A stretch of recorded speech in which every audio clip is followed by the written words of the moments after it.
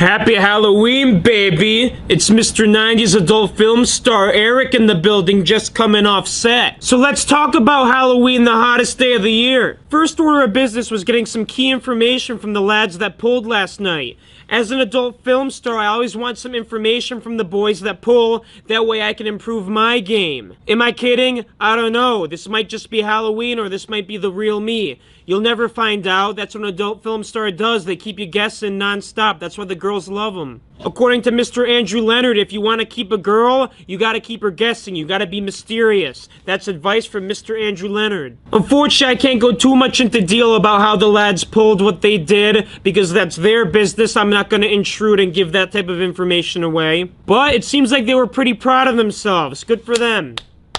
Unfortunately, though, that kind of concluded the whole trip for the squad. Alex, Hamill, LVA Joe, Mr. Andrew Leonard, and Alex's friend Dominic had to leave early because they had stuff going on later that day. The rest of us, me, John, Roddick, Henry, Wayne, we're gonna go up to Salem to see what's going on for Halloween. Before we separated, though, we talked about how the night went. We talked about some other stuff like politics. Alex noticed at some point that there was an old guy that looked like he was taking a photo of my license. So I went up to the guy and said, "Hey, are you taking a photo of my license plate?" He looked kind of shocked, like, "No, why would I do that? It's public information. What's the point?" So I'm like, "Oh, okay." But Mr. Andrew Leonard gets a little bit annoyed and starts arguing with the guy, I think. It wasn't like a big argument. It was like a little debate. But the guy seemed genuinely innocent. I don't know what the point of taking a license plate photo is, but I can't really think of one genuinely unless you're trying to have somebody get their car towed. Which isn't going to happen to me because I'm about to leave, first of all. And second of all, I paid for the hotel that I'm staying at and where my car's parked.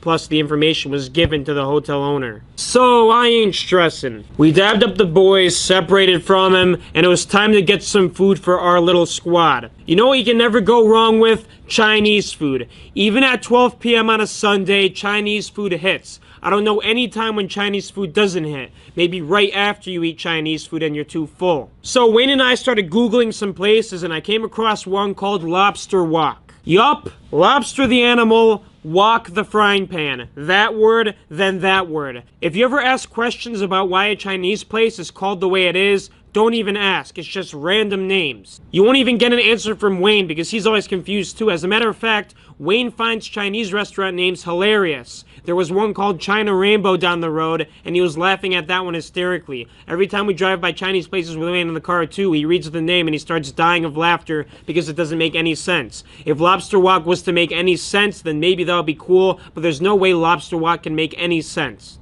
Unless it's like a strictly seafood Chinese place, which this place wasn't. This was a general Chinese place. And yes, this place freaking slapped. I have to put this place at like number 2 on the all-time Chinese restaurant list. The first is obviously China House in mid-Boston. That place cannot be beat. The price is there in the center of Boston, $7.99 for a whole thing of Chinese food. That is insane. You can't find anything that cheap in Boston. This place, Lobster Wok, was a little bit more pricey, but when the food came out, oh my god, it slapped like a angry grandmother. The food was piping hot. My sesame chicken had this glow to it like it was fresh sauce that came straight off the boat. And the rice wasn't too mushy, wasn't too crunchy, had the right amount of sauce to it. I've been noticing recently that lots of pork fried rice doesn't have a lot of flavor. It's kind of plain. But this, yup, certainly had flavor. They put the right sauce in. If I'm going to compliment this place on one thing in particular amongst the other things, it is the sauce ratios they use. The sesame chicken was not overloaded with sauce, neither was the rice. At the same time, it wasn't underloaded.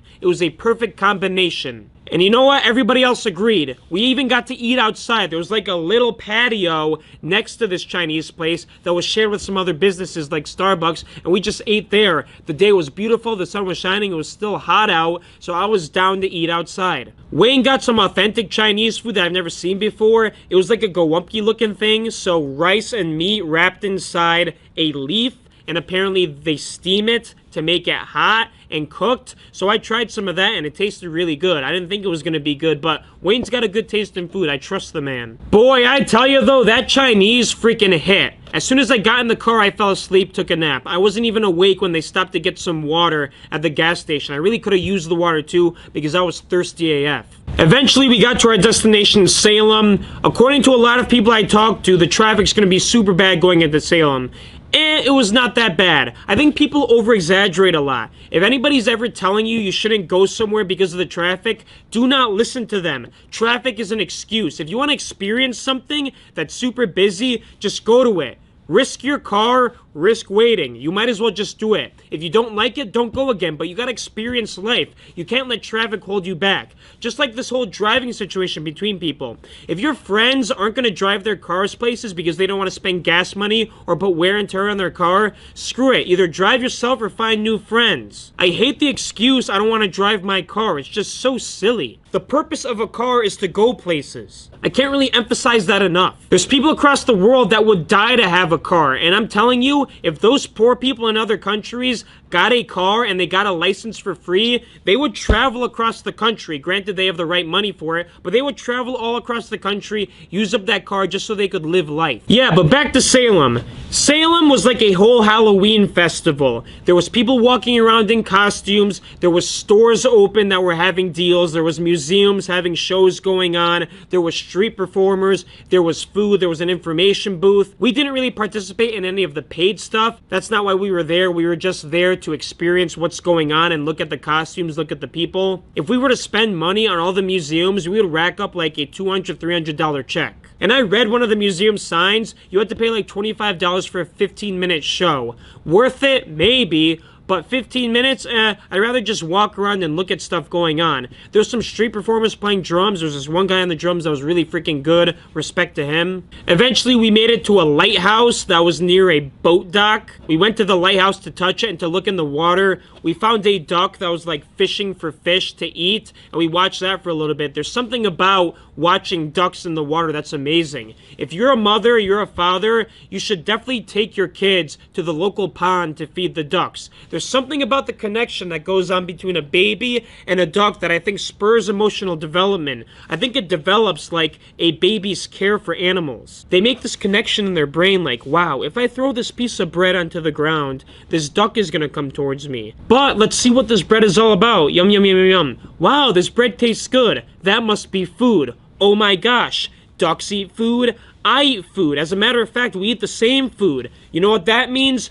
All of humanity and the animal kingdom is connected. We're all one being. Why am I going to harm this animal because it's like me? There's no sense in doing that. Let's support the animals. Let's do good things for them. Let's coexist with the animals. I'm starting to sound like a liberal, but I'm just talking about child development here. Because if they care for animals, they'll care for other human beings too. Wow. Talk about that philosophy. Jeez. None of us were thinking that deep in the moment, though. We were all on, like, little to no sleep after the uncomfortable bed situation, so we were just walking around mindless, observing stuff. A perfect example of this is Mr. Wayne. Mr. Wayne claimed that he was so tired that he wasn't thinking at all. He was just saying random words that would come out of his heart. And you know what those words were? Bet. I'm down. Auger. Dowger. That's all Wayne was saying. There was no processing going on in Wayne's brain like he should be, especially before a big math test that he's supposed to have tomorrow. I don't know how he went on this trip before a math test. He's down for everything. I respect that. So that was Wayne walking around Salem saying, I'm down. Bet. Dowger.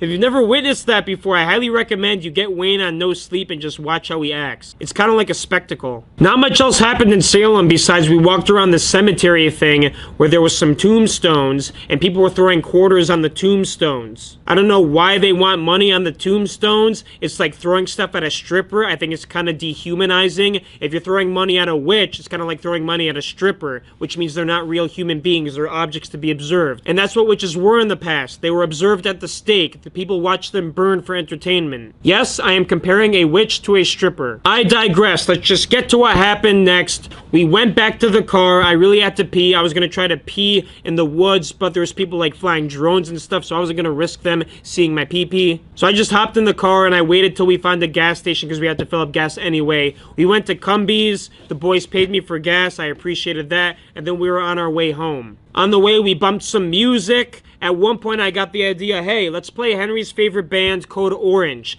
And this stuff is insane.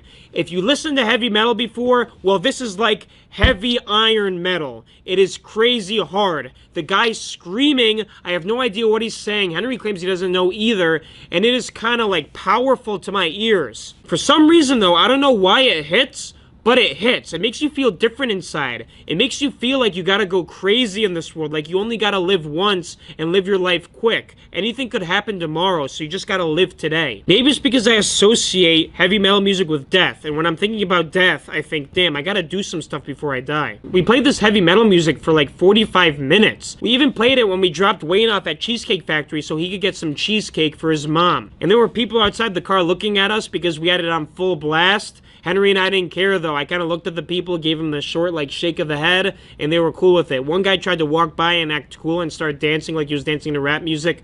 Not cool, bro. I don't care about your dance moves. I really don't like when people start to dance in public just to get attention. Like, they try to do TikTok moves just to be cool. I really don't care about that stuff. Wayne got the cheesecake, then we dropped him off, and then we dropped Radek off at home. Once we dropped Radek off at home, this is the funniest thing that's ever happened, dude. Henry had to take a piss, so he decides to go pee by the tree in the front of Radek's yard, which is right next to the road. And there hasn't been any cars going down that road for the whole time we were dropping Radek off, which was like 10 minutes because he was talking to us. As soon as Henry pulls his pants down to go pee, there's 2 cars that come from one end of the street. So Henry has to turn his body towards some angle that nobody sees. The only problem is, me and John are staring at Henry, and the cars are coming the other way.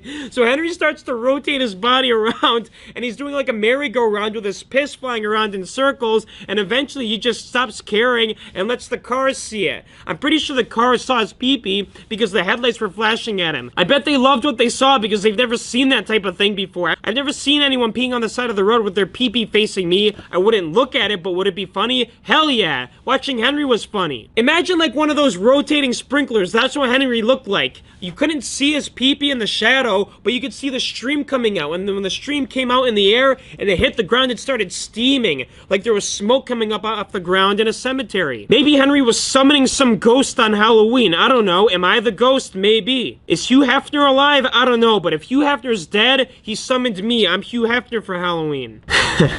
Wow, okay, that was weird. I eventually got home with John. Henry left. Wayne left some of his food in the car, the Chinese Twinkie snacks. I ate one, and oh my gosh, it was really good. There's these Chinese Twinkie snacks that are filled with cream, and they are amazing. I had like 2 of them. Couldn't go straight to sleep, though. I had to go to the warehouse, package my orders, because if I don't package the orders, I'm gonna get dinged on my shipping status on Amazon. If I ship packages too late, I get dinged, put my account at risk of deactivation. I'm not gonna do that at all. So I just got everything packaged at the warehouse, prepared, put in the trunk to bring in the post office tomorrow. I will update you on how tomorrow and the rest of the week goes. As for Halloween weekend with the boys in Boston, I hope you enjoyed hearing about it. It was a super fun time. I look forward to the next trip, maybe over winter break. We'll see what happens. Henry said he's going to Florida for winter break, so maybe we'll go to Florida. We'll see. I have this new job starting at St. Francis Hospital. If the schedule's promising, I can plan something in Florida. That'll be super fun. Take some time off from books. I love vacationing. So stay tuned for that. Will I still be doing this by then? I don't know. Who cares? Am I getting views on this?